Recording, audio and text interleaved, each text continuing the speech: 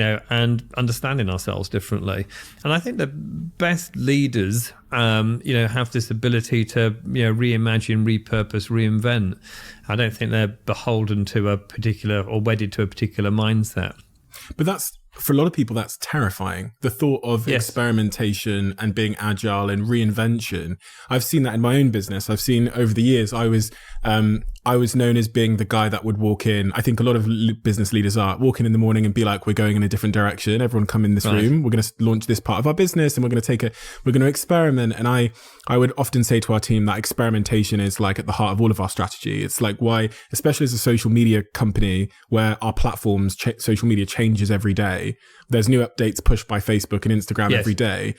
So our company slogan was keeping brands at the forefront of what's possible, which meant that we had to be agile. But I'd often see people in my organization that were really against change, fearful of it. They would they would resist it. Yeah. And I wonder how I always wondered why it was. Some of them had levels of imposter syndrome. So they were, they were just trying to get a hang of the role they were in and not do more. They were already, conscious. Yeah. But I wonder what your thoughts were on that. I think people don't like change because they don't know what it results in. I think that's one of the things. So let's take moving your desk. Yeah. So if someone sat at a desk for 10 years in a particular office and you said, you know what, you need to move down the corridor. We're going to make a move. Then people won't like that in the slightest.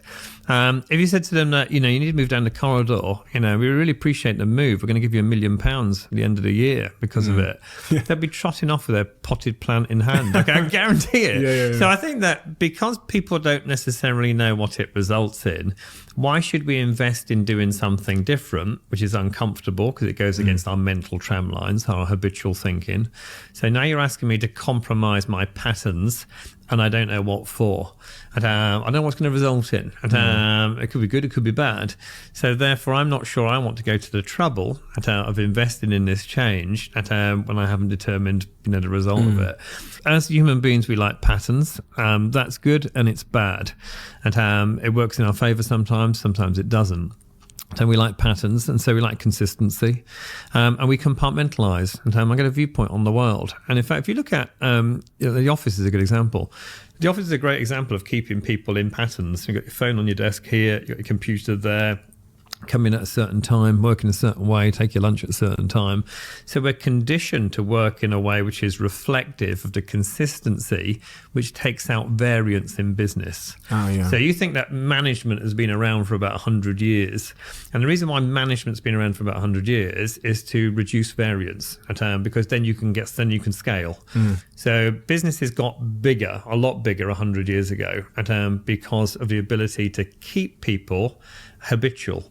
So because we've become conditioned to do this, and everything around us keeps us in a pattern that we quite like being in. As soon as you start to move outside of that, there's a level of discomfort.